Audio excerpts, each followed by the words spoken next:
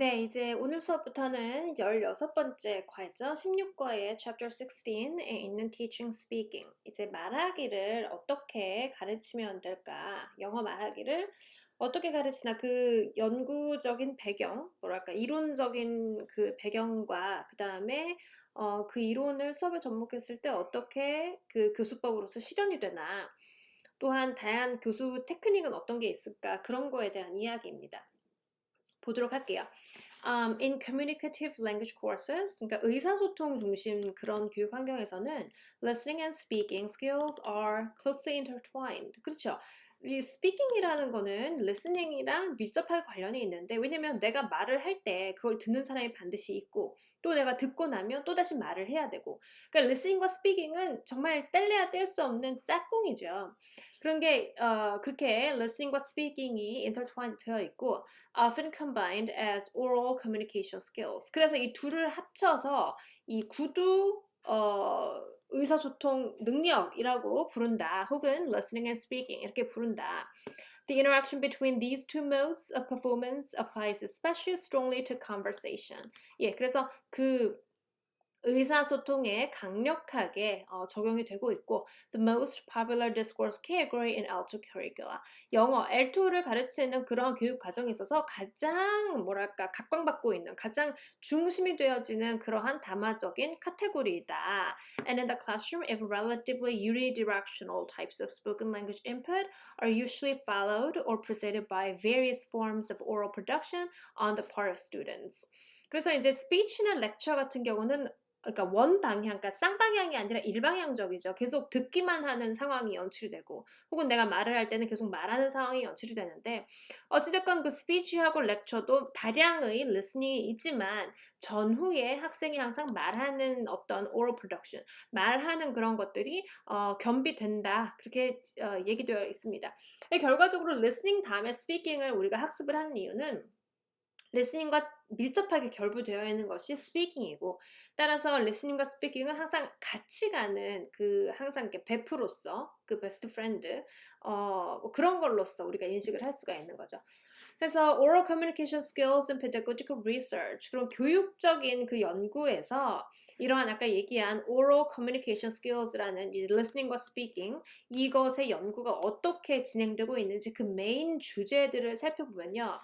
첫 번째가 conversational discourse, 대화죠. 대화에 대한 어떤 연구가 있고, 그 다음에 teaching pronunciation, 발음 교육에 대한 연구가 있고, accuracy and fluency, 정확성과 fluency, 유창성. 이따가 개념은 다시 설명하겠습니다. 정확성과 유창성에 대한 또 연구가 있고, complexity, 복잡성에 대한 그런 또한 연구가 있고, affective factors, 이거는 이제 emotion 같은 거를 affective라고 이야기해요. 그래서 정의적 요소 혹은 정서적인 요소들에 대한 또 연구가 있고 또 the interaction effect 이런 거는 이제 의사소통 중에 다양한 것들이 나의 인터랙션 스킬에 영향을 미치는데 거기서 이제 발생되는 그 요인이 되는 것들이 무엇이 있을까 그런 것들이고 intelligibility 이것도 어떤 의사소통할 때 내가 알아들을 수 있는 정도예요. 개념 설명 이따 다시 하겠습니다. intelligibility에 대한 연구가 있고 또 corpus-based data on spoken language. 자, corpus-based data라는 것은 어떻게 디지타이즈 되어 있는 아웃풋들이죠. spoken language. 이 말에 대해서 뭔가 디지타이즈 되어 있는 그런 코퍼스. 말뭉치 관한 연구들 또한 genres of spoken language 네, 장르 spoken language의 어떤 종류 그 장르에 대한 연구가 있고 그 다양한 연구가 진행되고 있다라고 보시면 되고 우리 이제 하나하나 보면서 좀 얘기를 해보도록 하겠습니다. conversational discourse예요. 의사소통의 그 담화에 대해서는 어떤 연구가 진행되고 있는가 담화라고 하나 써놓고 지나갈까요? 담화 아이고, 예. 담화이고요. 보도록 할게요. When someone asks you, do you speak English? 만약에 이런 질문을 한다면 they usually mean, can you carry on a conversation reasonably competently? reasonably 꽤 능숙하게 conversation을 진행할 수 있는가? 그거에 대한 질문을 우리가 흔히 받아들이죠. The benchmark of successful language acquisition is almost always the demonstration of an ability to accomplish pragmatic goals through interactive discourse with other speakers of the language. 그래서 주로 내가 대화를, 일상적인談話를 다른 사람과 그 네이티브 스피커와 자연스럽게 이어나갈 수 있는가, 그것으로써 나는 영어를 할 줄 안다, 할 줄 모른다, 그거를 판단하곤 합니다. As Richards noted, the conversation class is something of an enigma in language teaching. The goals and the techniques for teaching conversation are extremely diverse depending on the student, teacher, and overall context of the class. 그러나 반면 이 conversation, 어떤 speaking class라는 거는 굉장히 그 다양성이 있어요. Historically, conversation classes have ranged from quasi-communicative drilling to free, open, and sometimes agenda-free discussions among students.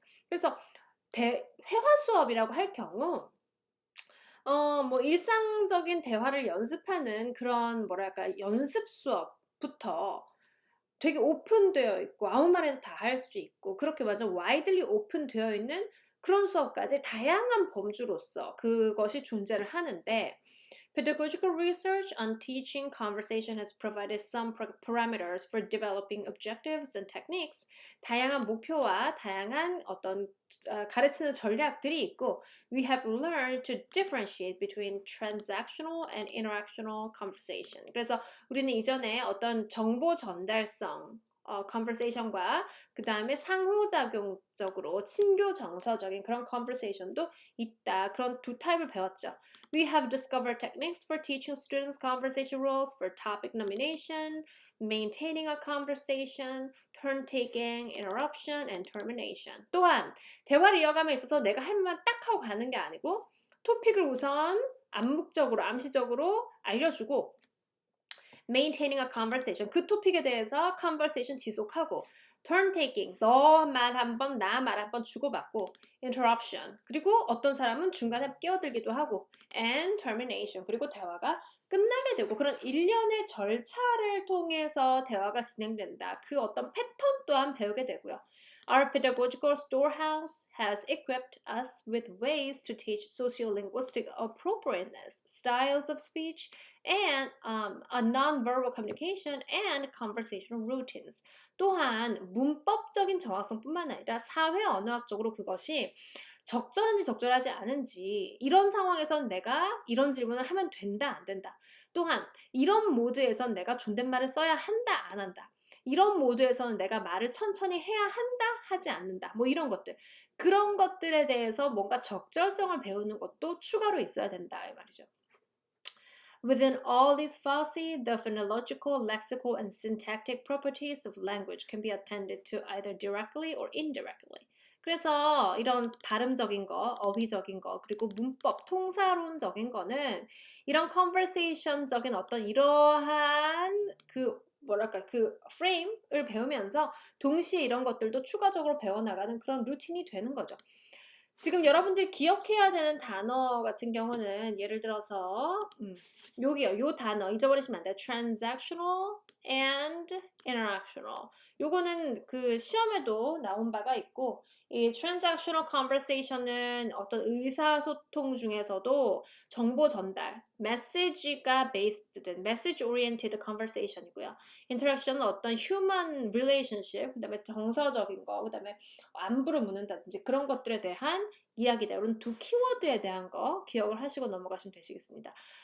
그래서 conversational discourse에서 이제 중요한 것은 담화 그 자체, 내가 그 말을 할 수 있냐 못하냐는 내가 그 언어로서 대화를 성공적으로 수행할 수 있다 없다에서 많은 부분 판단이 되고 대화를 한다는 것은 문법적으로 정확하다 정확하지 않다 그거를 떠나서 어떤 스타일을 배우는 거, 또 이럴 땐 이렇게 얘기한다. 이런 스타일로서 대화가 진행된다. 그 전체적인 프레임을 함께 배워나가는 것이다.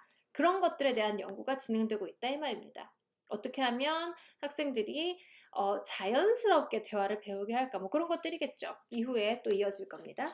자, teaching pronunciation, 발음 배우는 거 한번 보도록 할게요. 발음은요, there has been some controversy over the role of pronunciation work in a communicative, interactive course of study.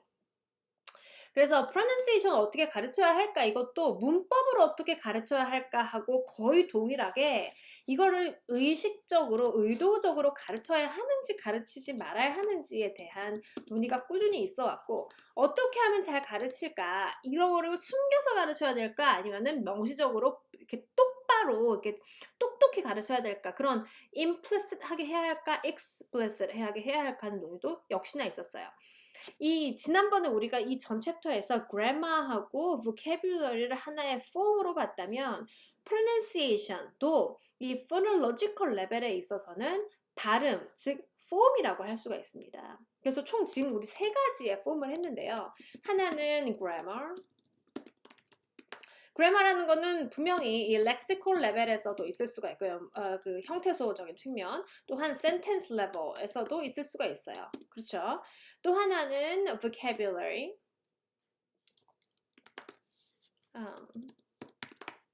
그리고 마지막으로 하나는 뭐겠어요? pronunciation. 예. 이렇게 세 가지 정도를 우리가 form, 그 어떤 형태로 본다라고 생각하시면 되시겠고, 그와 반대되는 것은 당연히 meaning입니다. 의미. 그러니까 뭐 그 단어가 품고 있는 뜻이라든지 아니면 문장이 갖고 있는 뜻이겠죠.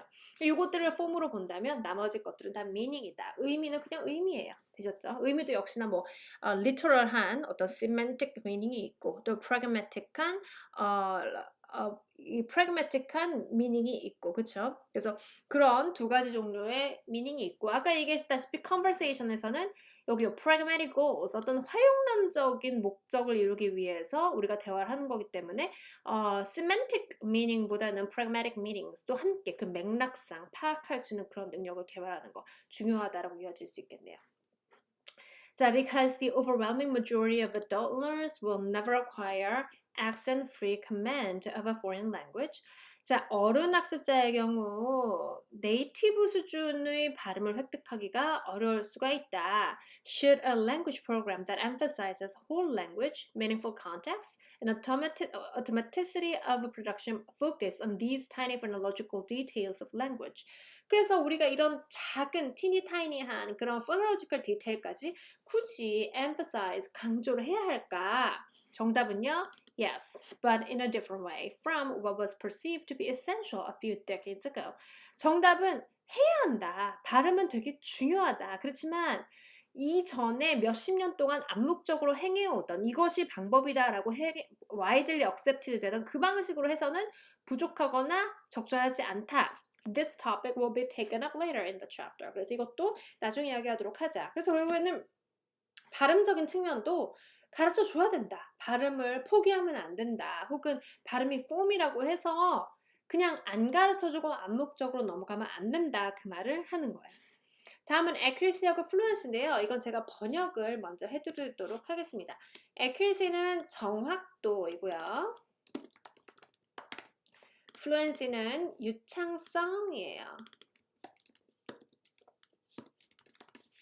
자, 서로 댓글을 맞추기 위해서 이거 정확성으로 바꾸고. 자, accuracy라는 건 정확성이에요. 이것은 맞다, 틀렸다 로 평가가 될 수 있습니다. 자, 맞다, 틀렸다. 이것은 정확성, 그 문법에 맞다, 틀렸다. 그 말이야. 뭐에? 문법에. 즉, 내가 그 문법을 써요. lexical level, 어떤 형태소 수준의 문법이 맞다, 틀렸다. accurate use of lexical grammar. 또 이것도 accurate use of sentence grammar. vocabulary, accurate use of vocabulary and accurate pronunciation. 이렇게 되겠죠. 유창성은요, 문법이랑 전혀 관계가 없어요. 유창성은 빠르다, 느리다 이렇게 규정하겠습니다. 내가 유창하다, 유창하지 않다는 거는 스피드에 대한 문제이다. 빠르다, 느리다. 말이 빠른 사람이 있어요. 저처럼. 문법에 맞는 말을 하죠. 저는 계속 한국어를 얘기할 때. 저는 한국어로 얘기할 때는 문법에도 정확하고 유창성도 좋아요. 문법에 똑같이 적용되는, 그러니까 알맞은 말을 하는데 네이티브 스피커로서 한국어 문법 무조건 다 맞는데 말이 느리신 분이 있어요. 천천히 말하는 사람들.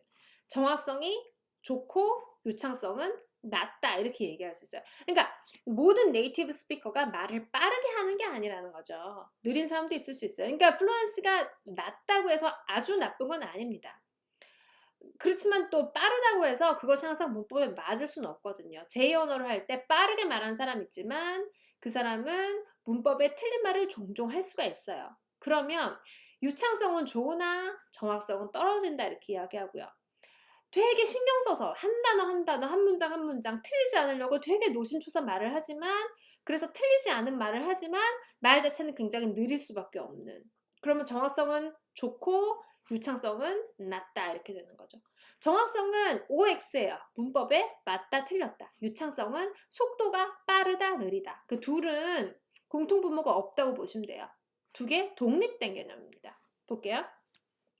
An issue that pervades all of language performance centers on the distinction between accuracy and fluency. 네, accuracy와 fluency의 차이점. In spoken language, the question we face as teachers is, how shall we prioritize the two clearly important speaker goals of accurate language and fluent language? 그래서 정확성을 살리고 유창성을 살려야 되는데 괄호 안에 있는 거 볼까요? Clear, articulate, grammatically and phonologically correct. grammatically는 아까 이런 거고요. phonologically 발음이에요. 그러니까 이 모든 것이 correct하게 하는 것 또한 flowing, natural language 적절하게 네이티브 스피커들이 말하는 속도 되게 빠르지도 않고 되게 느리지도 않은 자연스러운 그 속도를 맞추는 거 두 개가 동시에 성취되어야 하는데 일반적으로는요 학습자들이 말을 느리게 할수록 즉 플루언스가 낮을수록 정확도는 높아져요. 머릿속으로 생각을 하면서 말하기 때문에. 반대로 타임 프레셔를 줘요. 생각을 오랫동안 못하게 하면 말은 빨리 하겠지만 틀린 말을 종종 하게 돼요. 그리고 두 개가 좀 반비례적인 경향성은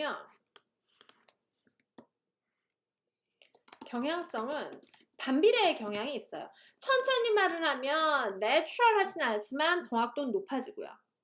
또한 빠르게 얘기하면 내추럴은 높아질 수 있지만 정확성은 떨어질 수가 있어요. 생각을 많이 못하기 때문에 문법에 대해서. 그런 게 있죠. 그 두 개의 distinction, 두 개가 distinguished 된 개념인데 이 두 개를 중에 뭐를 prioritize, 어떤 거에 priority를 둬야 할까? accuracy를 높이는 게 우선인가? fluency를 높이는 게 우선인가? 그거에 대한 질문을 오랫동안 해왔다, 학계가. In the mid to late 1970s, egged on by a somewhat short-lived anti-grammar approach, some teachers turned away from accuracy issues in favor of providing a plethora of natural language activity in their classrooms. 그래서 한때 accuracy를 도외시하고 자연스러운 언어 사용 자체만 추구하던 때가 있었다. 언제요? 70년대쯤.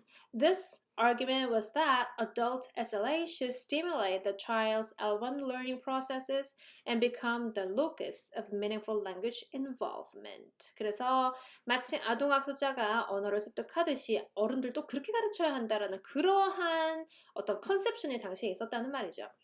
Unfortunately, 자, 불행히도 실패했다라고 나오네. Such classrooms so strongly emphasize the importance of fluency. 네, fluency를 되게 강조했어요. With the de-emphasis on grammar and phonology. 즉, 이거는 뭐죠? accuracy죠. accuracy를 많은 부분 희생을 시키고 accuracy를 많은 부분 희생을 시키고 fluency를 강조한 결과 that many students managed to produce fairly fluent, 유창은 하다 but barely comprehensible language. 그런데 도통 이해가 안 되는 언어를 하게 되는 그러한 지경까지 왔다. Something was lacking. 뭔가 부족했죠. It's now very clear that fluency and accuracy are both important goals to pursue in CLT and TBLT. 어쨌건 CLT와 TBLT는 CLT는 Communicative Language Teaching이고 TBLT는 Task-Based Language Teaching인데 알 필요는 없어요 지금 이 수업에서. 근데 fluency하고 accuracy는 둘 다가 중요하다. While fluency may in many communicative language courses be an initial goal, 최고로 치는 골이다 in language teaching, accuracy is achieved to some extent by allowing students to focus on the elements of phonology, grammar, morphos, syntax, and discourse in their spoken output. accuracy도 버리면 안 된다 이 말인데, 즉 여기서 생각나는 거는 focus on form 맞습니까? 황당합니까? 갑자기 제가 이런 말을 하게 돼서. 자, focus on form 뭐라고 했습니까? meaning에 priority를 두고 form은 meaning에 숨겨서 같이 가르치되 우리는 정확성과 또 의미를 동시에 획득할 수 있게 하는 방법이 focus on form이라고 했잖아요. 이거 마찬가지예요. 지금 여기에서 accuracy는 어디에? form에 해당이 되고 fluency는 meaning에 해당이 된다고 봤을 때 적어드릴까요? accuracy는 form에 해당을 하고 fluency는 meaning에 해당하는 영역이라고 봤을 때 meaning에 해당하는 영역을 봤을 때 마치 focus on form처럼 fluency에 emphasis,를 두고 initial goal을 두고 accuracy도 잊어버리지 않는 그러한 그 stance를 취해야 된다. focus on form이 이 speaking에도 적용이 되는 겁니다. accuracy와 fluency가 focus on form에도 어떻게 conflict를 일으키지 않고 동일하게 적용되는 방식을 볼 수가 있죠. If you are learning to play tennis instead of a second language, the same philosophy would initially get you out on the tennis court to feel what it's like to hold the racket. 그 테니스에 비유해서 뭔가 일어나고 있는데요. 테니스 비유는 여러분 혼자 보시고요. Fluency is probably best achieved by allowing the stream of speech to flow. Fluency는요, 유창한 그것이기 때문에 그 flow대로 잘 흘러가게 하면 그러면 획득이 되는 거예요. Then, as some of the speech spills over beyond comprehensibility, the riverbanks of instruction on some details of phonology, grammar, or discourse can channel the speech on a more purposeful course. 그래서 가끔씩 이렇게 유창하게 말을 하다가 발음이라든지 문법이라든지 뭔가 comprehensibility가 떨어지는 오류를 발생시키게 되면 그때 이제 인스트럭션이 어떤 그 강둑의 역할을 함으로써 그 아이를 올바로 accurate하게 뭔가를 획득할 수 있게 이끌어주는 그러한 방식으로 인스트럭션이 진행돼야 한다. 어쨌건 The fluency accuracy issue often boils down to the extent to which our techniques should be message-oriented as opposed to language-oriented. 그래서 의미가 중심이 돼야 하는가? 아니면 언어 그 자체, 정확성이 중심이 돼야 하는가? 그런 이슈까지 항상 끌고 가는데요. Current approaches to language teaching lean strongly toward message orientation. 어쨌건 현재는 focus on form, 의미의 중심이 되는 message orientation이 우세를 하고 반면에 form도 완전히 버리면 안 된다는 말이죠. 왜 때문에 그래요? 뭐 때문에? 이 comprehensibility 때문에 그런 거죠. With language usage offering a supporting but important role. 언어의 사용도 굉장히 중요한 역할을 동시에 하고 있다는 것을 잊으면 안 된다라고 나오네요. 그죠? 자, complexity는요, 뭐예요? 복잡성이에요, 복잡성.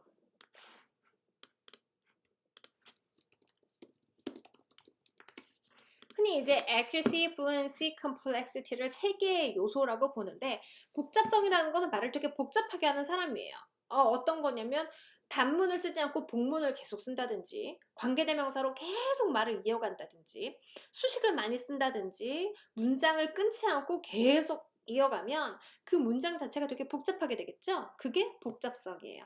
그러니까 말을 복잡하게 한다. 그 말이 다른 게 아니고 그 서로 간의 수직 관계가 복잡하거나 한 문장에 주어가 되게 많이 등장하는 복문을 자꾸 얘기하거나 아니면 또 접속사를 자주 이용해서 문장을 길게 말하거나 그런 것들이에요. A related issue that has garnered some attention recently is the extent to which L2 tasks can be graded by complexity. 네, 그래서 L2 task 그 어떤 과제가 있다면 그 과제 또한 복잡하다, 쉽다, simple or complex. 태스크에 대해서는요. 자, 쉬운 과제가 있고 어려운 과제가 있어요. 쉬운 과제는 뭐 한 가지의 태스크만 있는 경우. 태스크 안에 예를 들어서 여기에서 뭐 예를 들어서 A 도시에서 B 도시로 가는 가장 빠른 방법은 무엇일까? 그걸 같이 논의하는 거. 그럼 과제 하나 있죠. 컴플렉스는요. A 도시에서 B 도시로 가고자 하는데 뭐 이런 환경이 있고 저런 환경이 있고 이렇다. 이 세 가지 환경을 모두 고려해서 가장 적합한 교통수단을 생각해보자. 이렇게 막 오픈 엔디드 혹은 막 다양한 조건들이 있을 걸 하나하나 고려해야 될 때 과제가 more complex, 뭐 더 복잡하게 되겠죠. But grammatical and lexical complexity must be taken into account. both grammatical and lexical. 자, 문법적인 어려움과 단어적인 복잡성 같이 생각해야 돼요. Must be taken into account, but the task design itself may fall into a range of cognitive, strategic, and interpersonal complexity. 무슨 말이냐면 그 태스크 자체에서 되게 복잡한 문법을 쓰거나 언어가 또 복잡한 혹은 되게 하이 레벨의 단어를 쓸 경우 태스크 자체가 힘들어지겠죠. 학생들의 체감 텍스트 컴플렉시티는. 그러나 단어가 쉽고 문장이 쉽더라도 태스크 자체에서 묻는 게 너무 많으면 아까 제가 얘기한 것처럼 그렇게 막 고려해야 될 사항이 많아지면 인지적으로, 전략적으로 그리고 서로 간의 그 관계에서 오는 컴플렉시티가 높아지면 태스크 디자인 역시도 컴플렉스해질 수 있다. 그 말 하는 거예요. The extent to which a task involves pre and within task planning has been found to be a major contributor to complexity. 자, pre하고 within task planning, 다양한 태스크 플래닝이 개입이 될수록 어떤 complexity, 그 태스크 자체의 난이도를 높이는 그러한 요소가 되고 and subsequently to both fluency and accuracy of learners' oral production. 자, 보세요. 태스크가 어려워요. 그럼 학생들의 유창성과 정확성은 올라가겠어요? 내려가겠어요? 과제가 어려워요. 그럼 학생들이 움찔하면서 어려운 과제도 본인이 머리로 풀어야 되고 머릿속으로는 또 영어도 생각해야 되고 하면 플루언시도 낮아질 수가 있고 말을 천천히 해야 되겠죠? 낮아지니까 그 컴플렉시티가 높아지니까 언어 자체에 쓸 수 있는 어떤 브레인의 과부하가 올 거 아니에요. 그래서 플루언시가 낮아질 수가 있고 또한 accuracy 또한 영향을 받을 수가 있어요. Complexity also varies according to cognitive operations, abstract thinking, quantity of information, negotiation of meaning, and time pressure among other factors. 또한 다양한 다른 요소가 있을 수도 있고 all of which could account for accuracy, fluency, and successful completion of a task. 이 모든 것들이 태스크의 복잡성, 그래머의 복잡성, 렉시컨의 복잡성, 이 복잡성들은 학생들이 태스크를 성취하는 데 있어서 또한 언어를 하는 데 있어서 accuracy, fluency 그리고 그 태스크를 성공하느냐 못하느냐 그거에도 영향을 미칠 수가 있다. 그래서 아까도 얘기했듯이 태스크 컴플렉시티는 다양하게 해석이 되는 걸 볼 수 있습니다. 언어적, grammatical complexity, lexical complexity 같은 경우는 아까 제가 처음에 얘기한 그 부분이에요. 문장을 되게 길게 쓴다든지 수식어를 많이 쓴다든지 이런 것들이고 lexical complexity는 되게 복잡한 단어를 많이 긴 단어 아니면 합성어 막 이런 것들을 많이 쓰는 거 그게 lexical complexity고 또한 다른 complexity가 있는데 하나는 task design에서 오는 complexity 태스크가 되게 어려워요. 한국어로 되어 있어도 되게 풀기 어려운 문제다. 그러면 태스크 컴플렉시티가 높다라고 이야기할 수가 있죠. 결론적으로는 이 컴플렉시티가 높아질수록 학생들이 구사하는 언어의 accuracy와 fluency도 영향을 지대하게 받게 된다. 또한 복잡한 과제일수록 혹은 문법이 복잡하고 혹은 렉시칼리 되게 복잡한 그거가 사용된 태스크일수록 학생들이 그 태스크를 완벽하게 완수할 수 있느냐 못하냐 그거에도 영향을 줄 수가 있다. 그 난이도에 대한 이야기였다라고 생각하시면 되시겠습니다. 난이도. 복잡할수록 난이도가 높은 거죠. 네, 다음 계속할게요. 자, affective factors는요, 아까 얘기했다시피 정서적인 요인이에요. 정서적인 요인.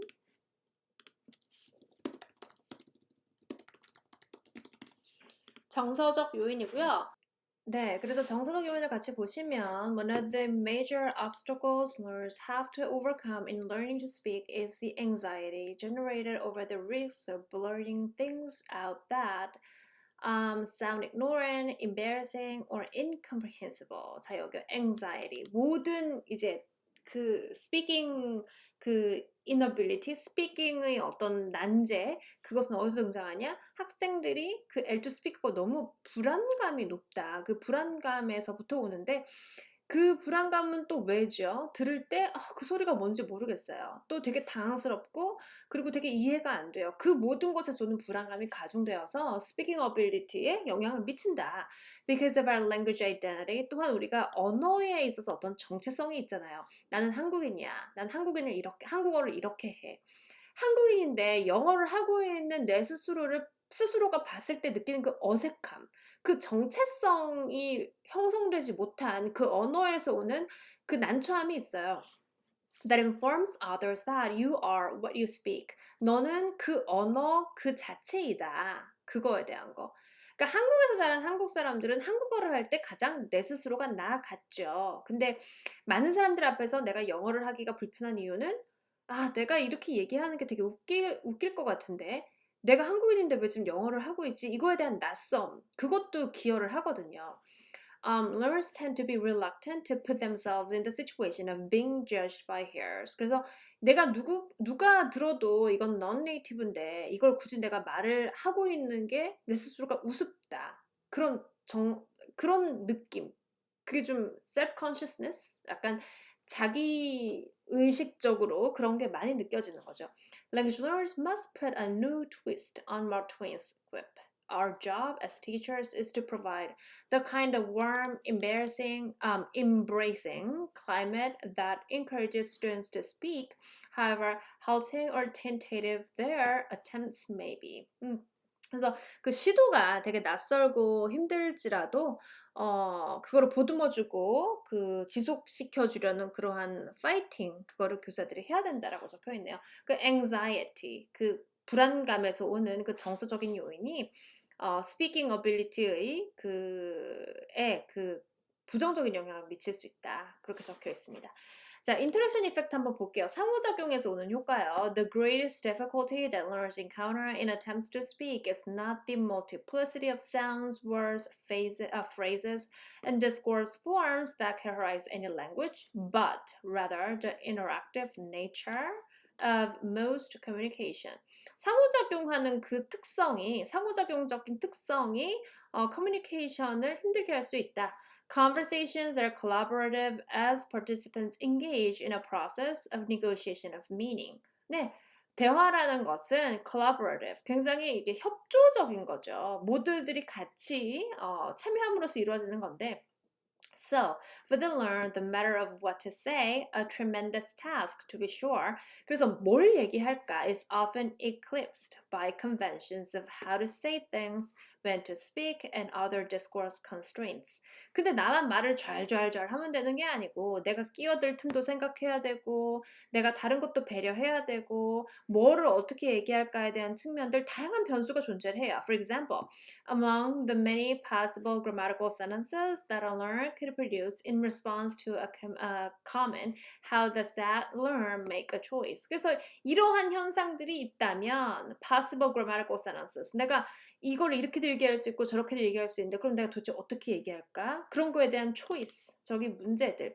상대방을 배려해야 되는 거, 그 맥락을 배려해야 되는 거. 거기에서 이제 내가 들어갈 때도 봐야 되고 나올 때도 봐야 되기 때문에 그 인터랙션이 된다. 그러면은 이 스피킹이 더욱더 복잡한 태스크가 될 수가 있다 이 말이에요. Tarrant and Oxford both noted a crucial role for communication strategies. 자, 그래서 의사소통 전략, 그 의사소통도 잘할 수 있는 전략이 있는데 in learning to participate in conversational discourse, a few such strategies are discussed later. Noonan noted yet another complication in interactive discourse, what he calls the interlocutor effect. 대화 상대자가 주는 영향. interlocutor라면은 이제 대화 상대자예요. participant. 그 conversation에 participate 하는 그 participants를 interlocutor라고 부르는데요. Or the difficulty of speaking, a speaking task as gauged by the skills of one's interlocutors. 그래서 그 interlocutor가 누구냐에 따라서 native speaker인가 non-native speaker인가 또 그 interlocutor가 proficiency가 어떻게 되나 또 그 interlocutor가 나와의 관계가 어떠한가 남자인가 여자인가 뭐 그런 다양한 그런 맥락에 따라서 이런 디스코스의 난이도가 결정이 된다. In other words, one learner's performance is always colored by that of the person with whom he or she is talking. 그래서 그 상대방의 영향을 많이 받아서 색채를 입게 된다 그 말이에요. 영향을 받는다 그 말이고요. 여기요. That of the one person with whom he or she is talking. 이게 바로 interlocutor다라고 적혀 있네요. 다음 intelligibility는요. 한국어로 정확하게 어떻게 번역이 되는지는 모르겠습니다만 intelligibility는 내가 그 말을 들었을 때 알아들을 수 있다 없다예요. 그쵸? 다시요. 내가 그 말을 들었을 때 알아들을 수 있다 없다. 자, 제주도 방언이에요. 제주도에 살지 않아 본 사람, 제주도 방언을 한 번도 들어본 적이 없는 사람, 들었을 때 그 말이 무슨 말 하는지 몰라요. 한국 사람들이라도. 그것이 바로 제주도 방언은 intelligibility가 낮다 이렇게 얘기해요. 서울 사투리요. 한 번도 서울에 산 적이 없어도 서울 사람의 말을 들으면 무슨 말인지 알겠어요. intelligibility가 좋다, 높다 이렇게 이야기해요. 그래서 그 말은 그 말인데 그 말을 잘 못 알아들을 때 우리는 그것이 intelligibility가 낮다라고 이야기를 합니다. 영어예요. 네이티브 스피커가 있고 non-네이티브 스피커가 있는데 non-네이티브 스피커가 하는 말을 네이티브 스피커가 이 사람이 하는 말은 잘 못 알아듣겠다 그래요. 그러면은 intelligibility가 낮은 거예요. 그 언어를 씀에 있어서 상대방이 잘 알아들을 수 있다 없다가 intelligibility다라고 말씀을 드립니다. A now outdated model of English language teaching assume that intelligibility should be gauged by whether non-native speakers are intelligible to native speaker. This rather arrogant premise has now evolved into much more complex questions, especially because statistically most interactions among English speakers are among non-native speakers. 그래서 한물간 개념으로는 이런 게 있대요. non-native speaker가 intelligible 한가 하지 않은가 누구에게 네이티브 스피커에게 그것을 기반으로 사람의 intelligibility 그 말이 알아들을 수 있다 없다가 판단되어야 한다. 다시요. 누군가의 non-native speaker의 intelligibility는 네이티브 스피커가 들어보고 판단해야 된다. 이게 되게 outdated한 발상이다. 근데 rather arrogant, 되게 뭐죠? arrogant라고 한다면 되게 arrogant가 뭐더라? 되게 버릇없고 되게 오만한 그런 거죠. 그래서 이거는 evolved into a much more complex question. 지금 더욱더 좀 복잡하게 변했는데 statistically most interactions among English speakers are among non-native speakers. 대부분의 경우 English speaker라고 하는 사람들은 요즘엔 non-native가 많아요. 그렇기 때문에 반드시 네이티브만 non-native로 평가할 수 있다. 이거 개념 자체가 흔들리고 있다. So, materials technology, the teacher education programs are being challenged to grapple with the issue of intelligibility and to adopt new standards of correctness. 그래서 이제는 intelligibility 혹은 그 사람의 알아들을 수 있음, 없음의 정도를 adopt new standards of correctness. correctness의 새로운 개념을 도입했다. and new attitudes toward accent in order to meet current global realities. 그래서 여기서 나타내는 거는 쉽게 말해서 악센트가 있다. 발음이 좀 안 좋다라는 게 글로벌 어떤 리얼리티에 적합하지 않다는 거예요. 영어를 쓰는 사람이 1000명이다라고 쳤을 때 요즘은요. 그중에 400명이, 500명이 non-native 스피커다 이 말이죠. 정말로 영어의 네이티브 스피커를 제해도 non-native 스피커 중에서 영어를 쓰는 사람이 더 많아졌다. 따라서 평가자가 꼭 네이티브 스피커가 돼야 한다든지 혹은 특정한 intelligibility를 결정짓는 어떤 절대적 기준이 있다든지 이게 아니고 이제는 이 정도면 옳다 옳지 않다 하는 어떤 약간 상대적인 거 new standards of correctness 적절하다 적절하지 않다는 판단이 새로 서야 하고 그 다음에 액센트는 나쁜 것이다 하는 그 태도조차 교정되어야 할 필요가 있다. 액센트는 나쁜 것이 아니다. 같이 판단을 할 수 있는 것이 아니고 모든 사람은 액센트가 있으며 그 액센트가 있어서 알아들을 수 있다 없다 그거는 약간 있을 수 있으나 그 액센트 자체가 나쁜 것은 아니다. 그렇게 이어지고 있는 거죠.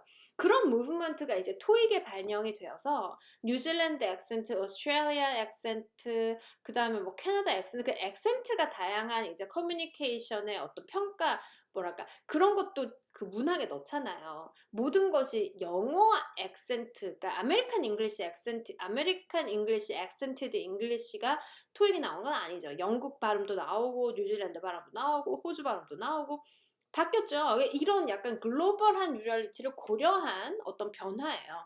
그죠? Corpus-based data on spoken language.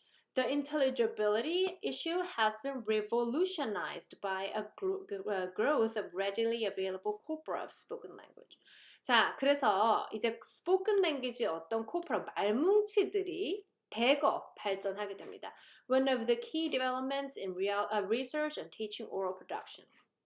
As the size and scope of corpora expand, so our understanding of what people really say is informed by empirical evidence. 그래서 말뭉치가 점점 디지타이즈된 말뭉치가 점점 늘어날수록 사람들이 정말 어떻게 말하는가 하는 그 관찰도 계속해서 확대되게 되죠.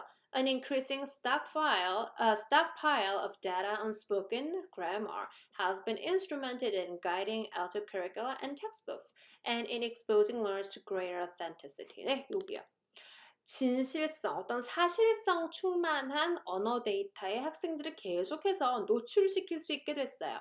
Of special interest to teachers of teaching of English worldwide is the wider range of language varieties that are now available through such projects as the International Corpus of English. 뭐 쭉 이러한 데이터가 계속 추가되어서 스포큰 랭귀지의 어떤 그 범위가 점점 늘어나게 되고 especially textbook and course developers에게 그것들이 유용한 자료로서 쓰이게 된다라는 것들입니다. Our notions of what is correct, acceptable, or appropriate, both phonologically and grammatically are changing. 그래서 그런 다양성을 계속 관찰하게 되면서 옳다 옳지 않다, 받아들일 수 있다 없다, 용인되는 수준이다 아니다, 적절하다 적절하지 않다, 그것의 수준도 계속 변하게 된다. 상대적으로 영향을 받는다 그 뜻이고요. 다음이요. 장르요. 어떤 종류, 타입이죠. spoken language의 타입이요. Finally, research on spoken language has recently attended to a specification of differences among various genres of oral production. 자, 다양한 장르의 oral production and how to teach those variations. 그럼 이제 다양한 장르별로 지금 말하는 스타일이 달라져야 돼요. 뉴스 리포트 하는 그 스타일의 오랄 아웃풋과 그 다음에 친구들끼리 이야기할 때의 오랄 프로덕션, 오랄 아웃풋은 다를 수밖에 없죠. 그래서 다양한 장르에 적합하게 이야기하는 거, 그거에 대한 연구도 이어지고 있다.